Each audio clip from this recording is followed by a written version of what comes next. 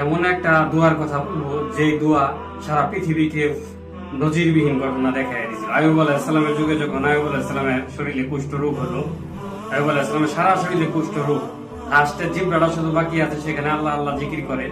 তখন আল্লাহ তাআলার কাছে সে পানা ছিল, হে আল্লাহ, আপনি আমার সমস্ত শরীর বাঁচায় দিয়েছেন, কিন্তু শুধু আমার জিহ্বাটা আপনি একটু রাখেন, শুধু আপনার জিকির করতে পারি। এই কারণে আল্লাহ তাআলা বলে, হে আইয়ুব, আমি তোমার প্রতি সন্তুষ্ট।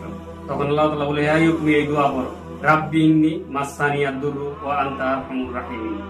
রাব্বি ইন্নী মাসসানিয়াদ দুররু ওয়া আনতা আরহামুর রাহিমিন। এটা হলো জটিল রোগের শিফা। যদি কারো শরীরে ঘাও হোক, কুষ্ঠ রোগ হয়, এই দোয়া 3 বার পরে পানিতে ফু দিবেন। সেই পানিতে গোসল করলে অবশ্যই আপনার কুষ্ঠ রোগ ভালো হবে ইনশাআল্লাহ। তবে আল্লাহর উপর তাওয়াক্কুল থাকতে হবে। বিসমিল্লাহ তাওয়াক্কালতু লা হাওলা ওয়া কুওয়াতা ইল্লা বিল্লাহিল আলিয়্যিল আযীম। আল্লাহর উপর তাওয়াক্কুল রেখে আপনার এই দোয়া পড়তে হবে ইনশাআল্লাহ। ভাই, সবাই আমল করার চেষ্টা করি আর রোগ থেকে মুক্তির চেষ্টা করি। ফি আমানিল্লাহ। সবার জন্য দোয়া থাকবে। জাযাকাল্লাহ।